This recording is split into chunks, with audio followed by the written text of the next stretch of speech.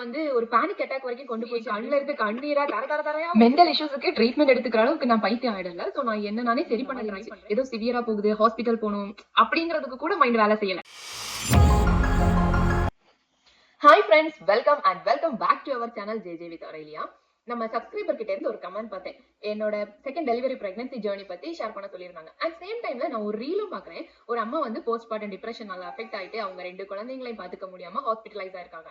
இதுக்கு கீழே எக்கச்சக்கமான கமெண்ட்ஸ். ஆமா, நாங்களும் இந்த மாதிரி போனோம், கோ த்ரூ பண்ணோம், எங்களுக்கு வந்து ஹெல்ப் பண்றதுக்கு யாருமே இல்ல, நாங்களே ஹெல்ப் பண்ணிக்கிட்டோம், இல்ல இந்த மாதிரி நிறைய அட்வைஸ் பண்ணிருக்காங்க. அண்ட் சேம் டைம்ல அதுக்கு கீழே வந்து உங்களால எதுவும் கமிட் பண்ண முடியல அப்படின்னா எதுக்கு இப்படி ஒரு கமிட்மெண்ட் எடுத்துக்கிறீங்க, ஏன் ஒரு குழந்தை தானே பெத்துக்கிட்டீங்க, நீங்க தான் அம்மா தானே பாத்துக்க முடியாது அப்படின்னு திட்டி கூட கமெண்ட் பண்ணிருக்காங்க. சோ அந்த பெயின் வந்து தெரிஞ்சவங்களுக்கு மட்டும்தான் அது எவ்வளவு சீரியஸான வலி அப்படிங்கறது புரியும்ல.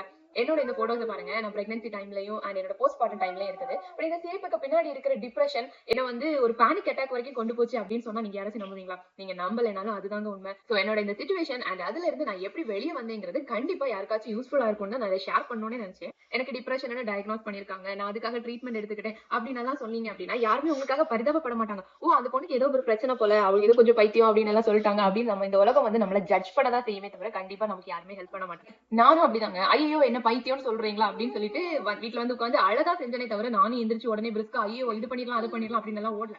நான் எப்போ என்ன இந்த போஸ்ட் பார்ட்டம் டிப்ரெஷன் அஃபெக்ட் பண்ணிருக்கு அப்படின்னு நான் ஃபைன் பண்றதே 1 மந்த்க்கு அப்புறம் தான். பாப்பா 1 மந்த் செக்அப் போகும்போது ஹாஸ்பிட்டல்ல அது ஒரு மெடிக்கல் ரூல். அம்மாவுக்கு வந்து பிடிஎஸ், அதாவது post partum depression scale check பண்ணுவாங்க. அந்த ஸ்கேல்ல வந்து எனக்கு ஹை ஸ்கோர் 14. டாக்டர் அட்வைஸ் பண்றாங்க, பிசிக்கலி ஹெல்த்தியா இருக்கறனால நீங்க ஹெல்த்தின்னு மீனிங் இல்ல, மென்டல் ஹெல்த் இம்பார்ட்டன்ட்ங்க அப்படின்னு டாக்டர் பேச ஆரம்பிச்சது என் கண்ணுல இருந்து கண்ணீரா தர தர தரையா ஊத்துது. என்னோட கண்ணீருக்கு மீனிங் என்ன அப்படின்னா, நான் வந்து யார்கிட்டயும் ஹெல்ப் கேட்காம எல்லாத்தையும் நானே பாத்துக்கிட்டு என்னோட கஷ்டத்தினால யாரையும் கஷ்டப்படுத்திட கூடாது அப்படின்னு நினைச்சதுக்கு எனக்கு கிடைச்ச கிஃப்டா இது அப்படிங்கிற மாதிரி எனக்கு இருந்துச்சு டாக்டர் பேச பேச. குழந்தை வெளியே வந்து அடுத்த செகண்ட்ல இருந்தே பீக்ல இருக்கிற ஹார்மோன்ஸ், ப்ரொஜெஸ்ட்ரான், ஈஸ்ட்ரோஜன் எல்லாமே ரேப்பிடா குறைய ஆரம்பிச்சிடும். ஸ்ட்ரெஸ் ஹார்மோன்ஸ், பாடியில நடந்த பல சேஞ்சஸ், பெயின், தூக்கம் இல்லாம இருக்கிறது, இது எல்லாமே போஸ்ட் பார்ட்டம் டிப்ரெஷனுக்கு ஒரு ரீசன் தாங்க. இது கூட கொஞ்சம் பர்சனல் இஷ்யூஸும் போயிட்டு இருந்தனால நான் என்ன பத்தி யோசிக்கிறதுக்குள்ளாடியே டிப்ரெஷனை டயக்னோஸ் பண்ற அளவுக்கு போயிட்டேன். ஸோ இமீடியட்டா என்னோட கைனகாலஜிஸ்ட் கிட்ட என்ன ரெஃபர் பண்றாங்க. தன்னோட செல்ஃப் டியூட்டிஸை பாத்துக்காம இல்ல தன்னோட கிளென்லினஸ் கூட பாத்துக்காம இருப்பாங்க. இது ஒரு விதமான டிப்ரெஷன். பட் எல்லாமே பண்ணுவாங்க, ஆனா மென்டல் ஹெல்த் நல்லா இல்லை அப்படின்னா அதுவும் டிப்ரெஷன் தாங்க.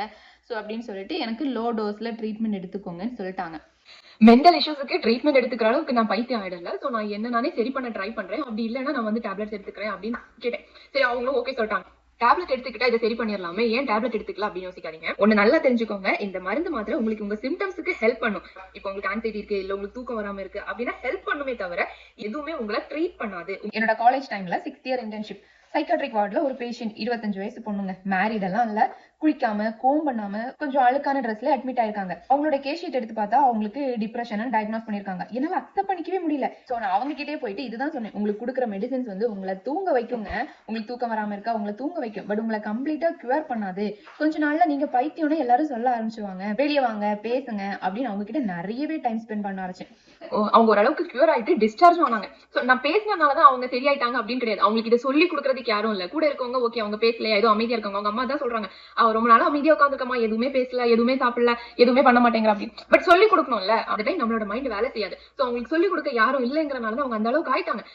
இன்னுமே அவங்க அந்த டிப்ரெஷனுக்குள்ள மூழ்கி போறதுக்குள்ளாடி அவங்க வெளியே விடணும்னு அவங்க கிட்ட பேசணும். அதான் ஒருத்தவங்க வந்து உங்களுக்கு நிறைய ஹெல்ப் பண்றாங்க, பேசுறாங்க, அட்வைஸ் பண்றாங்க, அப்படி இருந்துமே நீங்க வந்து இல்ல எனக்கு இது சரியாகாது அப்படின்னு யோசிச்சுட்டு இருந்தீங்கன்னா கண்டிப்பா உங்களால சரி பண்ண முடியாது. இது எல்லாமே உங்களோட வில் பவர் மட்டும் தாங்க. ஏன்னா ஜஸ்ட் உள்ளாடி இருக்கிற ஒரு ஹார்மோன், சுத்தி நடக்கிற என்விரான்மெண்ட்ல நடக்கிற ஒரு ஸ்ட்ரெஸ், இது மட்டும் தான் உங்களை கஷ்டப்படுத்துது. நீங்க இதெல்லாத்தையும் வந்து தாண்டி வர்றதுக்கு உங்க வில் பவர் எடுத்துட்டு வந்தீங்கனாலே கண்டிப்பா முடியும். சோ நான் இந்த வார்த்தைகள் எல்லாமே நான் அவங்க கிட்ட இருந்து எடுத்துக்கிறேன். அவங்களால வந்து அவங்களோட வில் பவரும் என்னோட ஹெல்ப்பும் அவங்கள வந்து இவ்வளவு தூரம் வெளியே கொண்டு வந்து முடிஞ்சிருக்கு அப்படின்னா ஏன் எனக்கு வில் பவர் இல்லையா, என்னால என்ன வெளியே கொண்டு வர முடியாதா அப்படின்னு நானும் என்ன ட்ரை பண்ண ஆரம்பிச்சேங்க. என்னாலே முடியும் அப்படின்னு கான்சியஸா இருக்க ஆரம்பிச்சேன். கொஞ்சம் வாக்கிங் போறது, மொபைல் யூஸ் பண்றது, டிவி பாக்குறது, இப்படி என்னோட மைண்டை வந்து ஒரே இடத்துல ஸ்டக் ஆக விடாம டீவியேட் பண்ண ஆரம்பிச்சேன். நான் என்னதான் இதெல்லாம் பண்ணாலும் என்னோட உள்ள இருக்கிற டிப்ரெஷனை நான் ஃபுல்லா வெளியே எடுக்கல. என்ன நான் டீவியேட் பண்றேனே தவிர எகேன் அந்த டிப்ரெஷன் டீவியேட் பண்றேன், எகேன் உள்ள வந்து மாட்டிக்கிறேன், டீவியேட் பண்றேன், எகேன் உள்ள வந்து மாட்டிக்கிறேன். சோ இது எதுவுமே ஒர்க் ஆகாம ஒரு 1 மந்த்க்கு அப்புறம் வந்து பயங்கரமான ஒரு அடி அடிச்சிச்சு. அதுதான் நான் என் லைஃப்ல வாங்கின பெரிய அடி.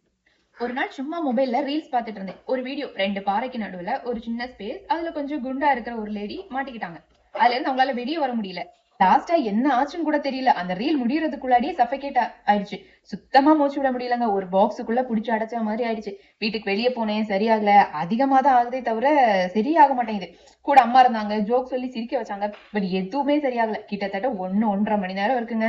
சாவு பயத்தை கண்ணுல பாத்துட்டு வந்தேங்கிற மாதிரி இருந்துச்சு. ஏதோ சிவியரா போகுது, ஹாஸ்பிட்டல் போகணும் அப்படிங்கிறதுக்கு கூட மைண்ட் வேலை செய்யல. அப்புறம் எப்படியோ கடவுள் புண்ணியத்துல ரிலாக்ஸ் ஆயிட்டேன். ரிலாக்ஸ் தான் ஆயிட்டேனே தவிர சரியாகல. அதுக்கப்புறம் என்னால ஒரு 2 to 3 டேஸ்க்கு அந்த மாதிரி ஒரு க்ளோஸ்ட் ஏரியால போகவே முடியல. ஈவன் கார்ல கூட டிராவல் பண்ண முடியலங்க. இந்த பயத்துக்கு பேரு கிளாஸ்ட்ரோபோபியா. டிப்ரெஷனுக்கும் இந்த போபியாவுக்கும் என்ன ரிலேஷன் அப்படின்னு பாத்தீங்கன்னா, உள்ளாடி இருக்கிற ஏதோ ஒரு டிராமா தான் இந்த மாதிரி எல்லாருக்கும் ஒரு போபியாவை கொண்டு வருமே தவிர சும்மா நினைச்ச உடனே எல்லாருக்கும் எல்லாம் ஒரு போபியா எல்லாம் வந்துடாதுங்க. இந்த பேனிக் அட்டாக் வந்து கிட்டத்தட்ட ஒரு 8 மந்த்ஸ் ஆயிருச்சு. நான் அதை வந்து ஓரளவுக்கு சரியும் பண்ணிட்டேன். ஃபுல்லா கம்ப்ளீட்டா வெளியே வந்தேன் அப்படின்னு சொல்ல முடியாது. ஒரு 70% வெளியே வந்துட்டேன்னு சொல்லலாம். நான் இந்த பயத்தை எப்படி போக்குனேன் அப்படின்னா, நான் அந்த பயத்துல இருந்து தள்ளி இருந்து அந்த பயத்தை மாத்தலங்க. கொஞ்சம் கொஞ்சமா அந்த சிச்சுவேஷன்ஸை எக்ஸ்பீரியன்ஸ் பண்ண ஆரம்பிச்சேன். அந்த மாதிரி க்ளோஸ் ரூம்ல இருந்தா என்ன நடக்கும், இல்ல இந்த மாதிரி நம்ம எங்கேயாவது மாட்டிக்கிட்டோம்னா எப்படி இருக்கும், இது எல்லாத்தையுமே நான் கொஞ்சம் கொஞ்சமா தாட் ப்ராசஸ்ல எடுக்கிறது, இல்ல அந்த மாதிரி ஒரு பிளேஸ்ல வந்து எனக்கு லைட்டா சஃபகேட் ஆகுதுன்னா என்னால கண்ட்ரோல் பண்ண முடியுங்கிற அளவுக்கு நான் அந்த இடத்துல திரும்பவும் அந்த இடத்த எக்ஸ்பீரியன்ஸ் பண்ண ஆரம்பிச்சேன். உங்களுக்கு புரியுற மாதிரி சொல்லணும் அப்படின்னா, நீங்க இப்ப பைக் ஓட்டுறீங்க. அதுல இருந்து ஒரு தடவை விழுந்துட்டீங்கன்னா, திரும்ப எந்திரிச்சு ஓட்டல அப்படின்னா உங்களால என்னைக்குமே ஓட்ட முடியாதுல்ல. எந்திரிச்சு பயத்தை விட்டுட்டு ஓட்டுனீங்கன்னா தான் டிரைவிங் கத்துக்க முடியும். அது மாதிரிதாங்க. இப்படிதான் போஸ்ட்மார்ட்டம் டிப்ரெஷனும். பெயின், தூக்கம் இல்லாம இருக்கிறது, ஹார்மோனல் சேஞ்சஸ், ப்ளீடிங், இப்படி எதையுமே மாற்ற முடியாது. மதர்ஹுட என்ஜாய் பண்ணுங்க. கூடவே உங்க டைமே எடுத்துக்கோங்க. நீங்க கொஞ்சம் ஸ்டேபிள் ஆனதும் டெய்லி மினிமம் 1 hour ஆச்சு உங்களுக்காக எடுத்துக்கோங்க. வெளியே ஃப்ரெஷ் ஏர்ல போங்க, வாக்கிங் போங்க. ஸ்டேபிள் ஆனதும் டாக்டரை கன்சல்ட் பண்ணிட்டு எக்ஸசைஸ் பண்ணுங்க, சாங்ஸ் கேளுங்க, உங்களுக்கு பிடிச்ச விஷயத்த பண்ணுங்க. டாக்டர் பேசி கூட கேட்டிருந்தேன். அவங்க இந்த மாதிரி டிப்ரெஷன் அஃபெக்ட் ஆயிட்டு அவங்க ஸ்ட்ரென்த் ட்ரைனிங் பண்ணேன் அப்படின்னு சொல்லியிருந்தாங்க. அவங்களுக்கு ஸ்ட்ரென்த் ட்ரைனிங் ஹெல்ப்ஃபுல்லா இருந்துச்சு. பட் எனக்கு அதுக்கு பின்னாடி இருக்க சயின்ஸ் தெரியல. பட் அது கண்டிப்பா எக்ஸசைஸ் உங்களை ஹெல்ப் பண்ணுங்க. எல்லாமே உங்களுக்கு ஒரு ரிலாக்ஸேஷன் கொடுக்கும். உங்களுக்கு பிடிச்சத பண்ணுங்க. இப்போ உங்களுக்கு வந்து காலேஜ் டைமிங்ல இல்ல இந்த குழந்தை பிறக்கிறதுக்கு முன்னாடி சின்ன சின்ன டிப்ரெஷன், சின்ன சின்ன கஷ்டங்கள் இருந்திருக்காதா? கண்டிப்பா இருந்திருக்கும்ல. அதுல இருந்து நீங்க எப்படி உங்களை ஓவர் கம் பண்ணீங்க? எது பண்ணா நீங்க ரிலாக்ஸ் ஆவீங்க? சிலவங்க வந்து சும்மா ஒரு வாக் போனாலே சரியாயிருவாங்க. இல்ல சிலவங்க கொஞ்சம் ஒரு 2 hours மூவி பாத்துட்டாங்க அப்படின்னா சரியாயிருவாங்க. அதே மாதிரி உங்களால என்ன பண்ண முடியும்? எது பண்ணா நீங்க ரிலாக்ஸ் ஆவீங்க? சரி, ஓகே. சரி, குழந்தைய தாண்டி என்னன்னு கேட்பாங்க. நீங்க 1 hour வெளியே போற டைம்ல ஐயோ குழந்தை அழுது அப்படின்னு எல்லாம் கூப்பிடுவாங்க. கண்டுக்காதீங்க. நீங்க அதுக்கு முன்னாடி குழந்தைக்கு என்னெல்லாம் பண்ணுமோ அதெல்லாம் பண்ணி வச்சுட்டு போங்க. ஃபீட் பண்ணிட்டு போங்க. உங்களுக்காக நீங்க எடுத்துக்கிற இந்த 1 hourல எதுவுமே ஆக போறது இல்லைங்க. You deserve it. நான் பண்ண இந்த தப்ப நீங்க யாருமே பண்ணாதீங்க. எல்லாரும் என்ன பார்த்தாலும் இந்த பேபியை தான் பார்த்துருப்பீங்க. அவங்க நான் ஏதோ பேசுறேன், கேமரா பார்த்து நான் பேசுறேன் அப்படின்னு அவங்களும் பேசுறாங்க. நம்ம என்ன பண்றோமோ அதானே அவங்களே லேர்ன் பண்ணிப்பாங்க. நான் வீடியோ க்ளோஸ் பண்றதுக்குள்ளாடி நான் இன்னும் ஒரு இம்பார்ட்டன்டான விஷயம் ஷேர் பண்ணிடுறேன். இந்த குழந்தை பிறந்த அன்னையில இருந்து ஃபர்ஸ்ட் டே ஆஃப் டெலிவரியில இருந்து நீங்க வந்து எல்லா பேபிஸோட எல்லா டியூட்டிஸையும் வந்து ஷேர் பண்ணிக்கோங்க. ஹஸ்பண்டுக்கு சொல்லி கொடுங்க. குழந்தைக்கு டைப்பர் சேஞ்ச் பண்றதுல இருந்து எல்லா டியூட்டிஸுமே நீங்க ஷேர் பண்ண முடியும். ஃபீட் பண்றது மட்டும் தான் அம்மாவால முடியுமே தவிர வேற எல்லா டியூட்டிஸும் எல்லாரும் ஷேர் பண்ண முடியும். அதை ஷேர் பண்ணிக்கோங்க. இப்ப இது செகண்ட் பேபி அப்படின்னா ஃபர்ஸ்ட் பேபியை பாத்துக்க சொல்லுங்க. ஏன்னா இப்ப எனக்கு வந்து அஃபெக்ட் ஆனது அதுதான். ஏன்னா என்னோட செகண்ட் பேபியை பார்க்கும்போது நான் இவ்வளவு நாளா தூக்கி தூக்கி ஒண்டி ஒண்டி வச்சிருந்தேன். என் பாப்பா கீழே நின்னுட்டு இருக்கா. அவளுக்கு நான் என்ன பண்ணணும்? அவளை நான் மிஸ் பண்றேனா? அவளுக்கு எல்லாம் நடக்குதா? எல்லாம் கரெக்டா? அவளுக்கு எதுவும் சொல்லி கொடுக்கலையே. நான் அவளை ஸ்கூலுக்கு அனுப்புறேன். என்ன பண்றா? எதுவுமே தெரியாது. இதெல்லாமே எனக்கு என்ன மனசுக்குள்ள போட்டு குழப்பினதுனால எல்லாத்தையும் சேர்த்து தூக்கி பாரமா நடிக்குது.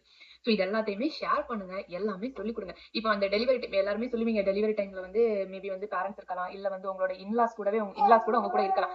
அவங்க எல்லாருமே பாத்துக்க வர்றது உங்களை தானே தவிர உங்க குழந்தைங்களை கிடையாது. ஓகேவா? உங்க குழந்தைங்களை நீங்க பாத்துக்கோங்க. ஏன்னா அவங்க 3 months தாண்டி போனதுக்கு அப்புறம் ஃபுல்லா பொறுப்பை நீங்க ஏத்துக்க முடியாது. சோ இருக்கிற வரைக்கும் உங்க ஹஸ்பண்டுக்கும் ஷேர் பண்ணி சொல்லி கொடுங்க. நீங்க அம்மாங்கறனால ஆல்ரெடி எல்லாமே லேர்ன் பண்ணிட்டு வந்திருக்கீங்கன்னு கிடையாதுல்ல. நீங்களும் எக்ஸ்பீரியன்ஸ் பண்ணி தான் கத்துக்கிறீங்க. சோ அப்பாவும் அதை எக்ஸ்பீரியன்ஸ் பண்ணலாம். அப்பாவும் லேர்ன் பண்ணலாம். சேர்ந்தே லேர்ன் பண்ணுங்க. போஸ்ட்மார்ட்டம் டிப்ரெஷன் மட்டும் இல்ல, எந்த டிப்ரெஷனுமே வேணாம். டிப்ரெஷன் எல்லாம் உங்களை அட்டாக் பண்ண விடாதீங்க. நீங்க டிப்ரெஷனை கடிச்சு முழுங்கி துப்பிடுங்க. டிப்ரெஷனுக்கு ஒரு டிஷ்யூம் கொடுத்து துரத்தி விட்டுருங்க. அண்ட் உங்களுக்கு இந்த போஸ்ட்மார்ட்டம் டிப்ரெஷன் பத்தி ஏதாச்சும் டவுட் இருக்கு, அதை எப்படி ஓவர் கம் பண்ணணும், இப்படி என்ன டவுட் இருந்துச்சுனாலும் கமெண்ட் பண்ணுங்க, நான் ரிப்ளை பண்றேன். இந்த வீடியோ பிடிச்சிருந்துச்சுன்னா லைக் பண்ணுங்க. இது யாருக்காச்சும் யூஸ்ஃபுல்லா இருக்கும்னு நினைச்சீங்கனாலும் கண்டிப்பா ஷேர் பண்ணுங்க. And see you in next video. Bye bye.